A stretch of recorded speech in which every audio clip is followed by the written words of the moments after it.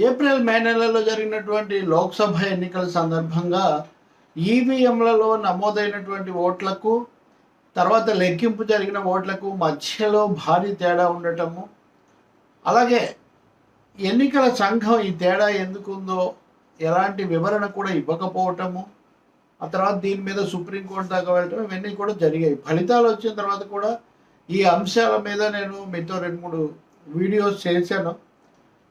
సబ్రంగ్ సంస్థ లౌకిక తత్వం, ప్రజాస్వామ్యం వీటి కోసం పనిచేస్తుంటుంది.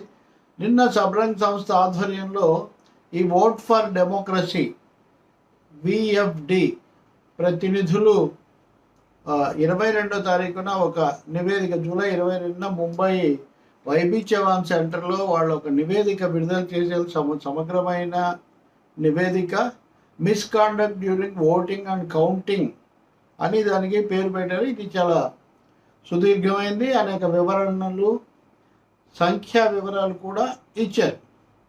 దీంట్లో చాలామంది మేధావులు, ప్రొఫెసర్లు కూడా ఈ సంఘంలో ఉన్నారు. ఇందులో అనేక డిస్క్రపెన్సీస్, వ్యత్యాసాలు కనిపిస్తున్నాయని describes the alleged malpractices committed during the election cycle, the role of the Election Commission of India and returning officers, discrepancies reported between EVM votes polled and count, and vote hikes, dumped votes, అంటే భారీగా ఓట్లు ఎక్కువగా రావటం, per phase wise, state wise and national, అంటే దశల వారీగా 6 దశలు జరిగాయి కదా, దశల వారీగాను రాష్ట్రాల వారీగా కూడా వీళ్ళు ఈ నివేదికలో ఆ వివరాలు పొందుపరిచారు. మొత్తం 5 కోట్లు, నిజానికి 5.14 కోట్ల ఓట్లు తేడా వచ్చాయి. మొదట అక్కడ నమోదైన వాటికి, తర్వాత లెక్కించినప్పుడు వచ్చినటువంటి దానికి. ఈ తేడా ఎందుకు వచ్చింది అన్న దాని మీద ఇంతవరకు వివరణ లేదు. అయితే ఒకటైతే స్పష్టంగా కనిపిస్తుంది, ఈ నివేదిక కూడా చాలా స్పష్టంగా పేర్కొంటుంది. ఈ తేడా అన్నది ఇది ఎక్కువగా ఎన్డీఏకు, బీజేపీకి ఉపయోగపడింది, suggesting that the hike disproportionately helped the ruling National Democratic Alliance, NDA. Disproportionately helped అన్నారు, అంటే ఇతరులు కూడా కొన్నిసార్లు జరిగి ఉండొచ్చు అని. The press note issued by VFD notes that serious questions have been raised about the discrepancies between the total votes polled and votes counted, as well as substantial unexplained hike in the turnout percentages by Election Commission of India. అయితే వీళ్ళు ఒక ముఖ్యమైన మాట అన్నారు, while we do not doubt the credibility of the ECI, its conduct during the Lok Sabha election has made us a citizens and voters seriously concerned about the fair outcome of the election process. So మేము ఎన్నికల సంఘం యొక్క నిజాయితీని మేమేమి శంకించడం లేదు, కానీ ఈ తాజా ఎన్నికల్లో వాళ్ళు అనుసరించిన పద్ధతి వల్ల మటుకు అనేక సందేహాలు కలుగుతున్నాయి. ఇది ఓటర్లుగాను పౌరులుగా మాకు ఆందోళన కలుగుతుందని ఈ రిపోర్ట్లో 4 అధ్యాయాలు ఉన్నాయి. ఈ 4 అధ్యాయాల్లో వాళ్ళు అనేకమైన వివరాలు, సంఖ్యా వివరాలు, అలాగే సాంకేతిక వివరాలు, ఇవన్నీ కూడా వాళ్ళు ఇచ్చారు. కాబట్టి in particular the malpractices affecting election outcome in Mumbai north west, ఇదే రాహుల్ గాంధీ ట్వీట్ చేసింది, and Farrukhabad parliamentary constituencies have been detailed in the publication, అవి చాలా వివరంగా ఇచ్చారు. వీళ్ళు ఏమంటారు ఇందులో ప్రధానంగా అంటే, ఒకటి 11 రోజులు పట్టింది ఎన్ని ఓట్లు పోయాయని చెప్పడానికి, కానీ దీనికి ఎన్నికల సంఘం 11 రోజులు ఎందుకు పట్టింది అని ఎక్కడ కూడా చెప్పడం లేదు. అలాగే చాలామంది అభ్యర్థులు ఫారం 17C ప్రకారము ఎన్ని ఓట్ల సంఖ్యా వివరాలు, అంటే ఎన్ని ఓట్లు పోలేనాయి అన్నది ఇవ్వాలి అభ్యర్థులకు. మాకు రాలేదు అని చాలామంది అభ్యర్థులు కూడా చెప్పారు అని.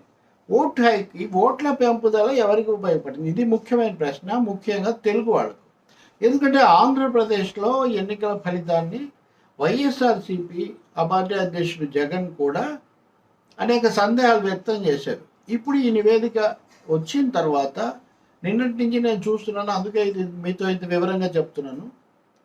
వాళ్ళు తాము చెప్పిందే నిజమని, అంటే ఆంధ్రప్రదేశ్లో కూడా 47 లక్షల ఓట్లు చాలా ఎక్కువగా వచ్చాయని, ఏదో ఇందులో తేడా ఉందన్నారని, కాబట్టి ఆంధ్రప్రదేశ్లో మేము చెప్పిందే నిజమైంది అన్న స్థాయిలో వాళ్ళు ప్రచారం చేస్తున్నారు.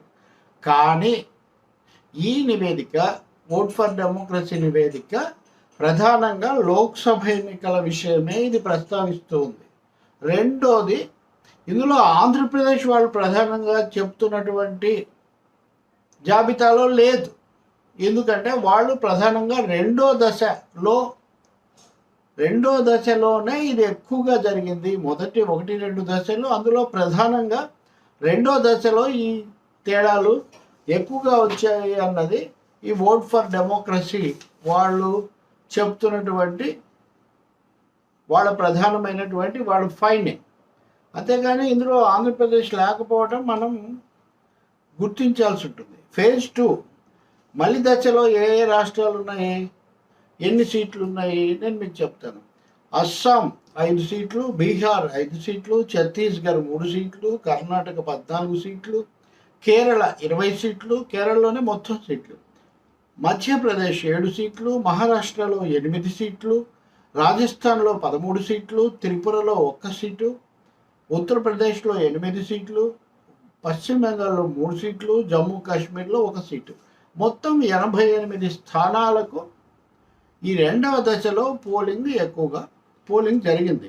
సో ఈ దశలో వచ్చినటువంటి ఫలితాలు,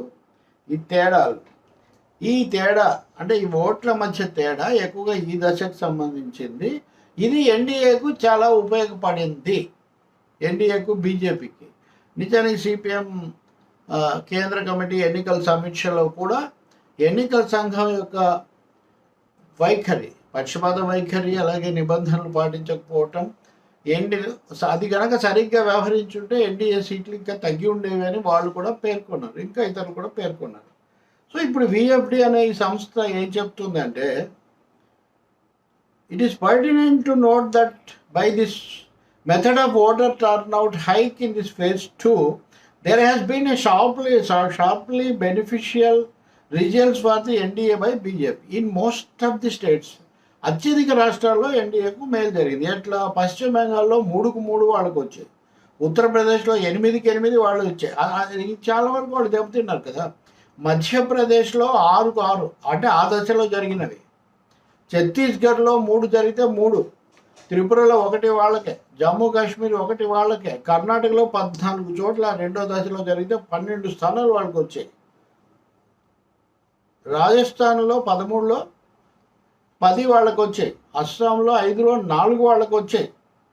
కాబట్టి మిగిలిన 6 దశల్లో లేదు. కాబట్టి ఉదాహరణకు పశ్చిమ బెంగాల్, ఉత్తరప్రదేశ్, జమ్మూ కాశ్మీర్, కర్ణాటక, రాజస్థాన్లలో కూడా మలి దశల్లో ఇట్లా బీజేపీకి రావటం కానీ, అలాగే ఈ తేడా పద్ధతిలో ఉండటం కానీ లేదు. కాబట్టి ఇది సందేహాలు సృష్టిస్తుంది అని. అన్నింటిని మించి మలి దశలో ఇప్పుడు కేరళలో ఎల్డీఎఫ్కు 1 సీటే రావడం అది పెద్ద సంచలనమైంది కదా. ఇది ఎందుకు జరిగింది, దీని మీద కూడా వీళ్ళు చెప్తున్నారు. In this phase 2, the example of Kerala is unique in that the BJP in this phase got 1 seat. మొదటిసారి వాళ్ళు 1 సీట్ తెచ్చుకున్నారు. Stood second in another seat.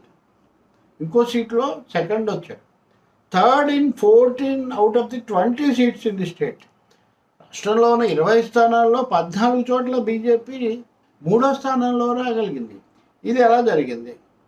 There appears to be a clear-cut manipulation here అని వీళ్ళు నిర్ధారిస్తున్నారు. Furthermore, it said the close to 5 crore vote hikes has benefited BJP by NDA to secure at least 76 seats, which it may have lost in the absence of such a hike.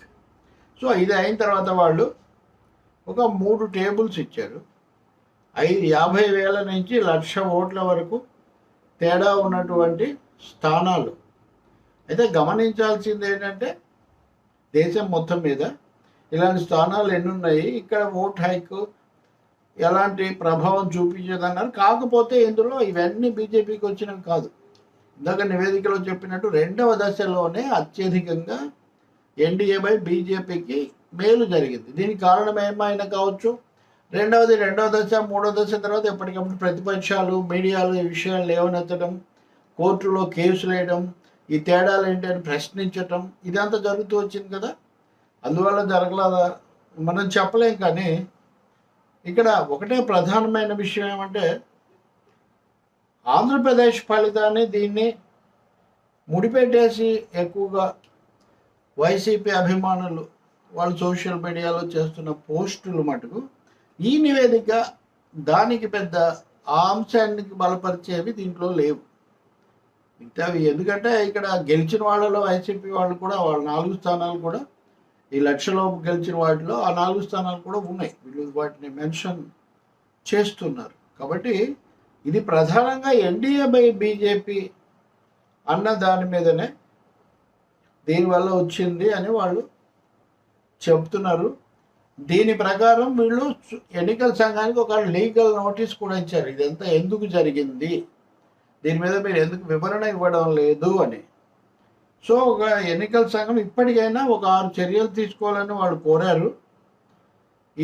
ఈ తప్పులు తర్వాత ఈ చేరికలు ఇవన్నీ ఈ అవకతవకల మీద ఒక సమగ్రమైన దర్యాప్తు జరిపించాలి. రెండవది దీన్ని సరిదిద్దడానికి చర్యలు చూడాలి. మూడవది ఎక్కడైనా కానీ అభ్యర్థులు తప్పు పద్ధతుల్లో ఎన్నికయ్యారు, అవకతవకలు జరిగాయని రుజువైతే కనుక అలాంటి వాళ్ళను మళ్ళీ వాళ్ళను అనర్హులుగా చేయాలి, వాళ్ళ ఎన్నిక చెల్లదని ప్రకటించాలి. ఆ తర్వాత పీపుల్స్ రిప్రజెంటేషన్ యాక్ట్, అదే ప్రజా ప్రాతినిధ్య చట్టం సెక్షన్ 129, ఇంకా చాలా సెక్షన్స్, ఐటీ సెక్షన్స్ 65, 66, 66F, అలాగే ఐపీసీ సెక్షన్స్, వీటన్నిటి కింద ఎవరెవరు దీంట్లో భాగస్వాములుగా ఉన్నారో వాళ్ళ మీద ఎఫ్ఐఆర్ నమోదు చేయాలని కూడా వీళ్ళు అడుగుతున్నారు. ఆ తర్వాత భారీ ఎత్తున ఓట్లు అక్రమంగా చొప్పించబడిన చోట్ల ఆ ఎన్నికలు రద్దు చేయాలి అని. ఆ తర్వాత ఇవన్నీ చేస్తే తప్ప ఈ ఎన్నికకు న్యాయబద్ధత రాదు అని కూడా ఈ ఓట్ ఫర్ డెమోక్రసీ అనేటటువంటి నివేదిక చెప్తూ ఉంది. నిస్సందేహంగా ఈ ఎన్నికలను మరింత ప్రక్షాళన చేయడానికి ఇంతకుముందు నేను వీడియోలో చెప్పినట్టుగా వీవీప్యాట్ అన్నది చివరిలో పెట్టాలి. ఇప్పుడు వీవీప్యాట్ మధ్యలో ఉంటుంది, కంట్రోల్ యూనిట్ చివరిలో ఉంటుంది. దానివల్ల ఏమీ ఉపయోగం లేదు. సో ఈవీఎంలకు సంబంధించి ఓట్లలో తేడాలకు సంబంధించి ఇప్పుడు తెలుగు రాష్ట్రాల్లో కొంతమంది అత్యుత్సాహంతో చేస్తున్న వీడియోలకు సంబంధించిన ఒక వాస్తవ సమాచారం ఇది. అవకతవకలు నిజం, వాటి వల్లే ఏదో జరిగిపోయింది ఇక్కడ అన్నది మటుకు ఆ నివేదికలో లేదు. అసలు ఆ నివేదిక శాసనసభ ఎన్నికల మీద ప్రధానంగా కేంద్రీకరించింది కాదు. వాళ్ళు ఇచ్చిన ఉదాహరణలు, తర్వాత వాళ్ళు పేర్కొన్న లెక్కలు, రాష్ట్రాల పేర్లలో కూడా ఆంధ్రప్రదేశ్ ముఖ్యంగా లేదు.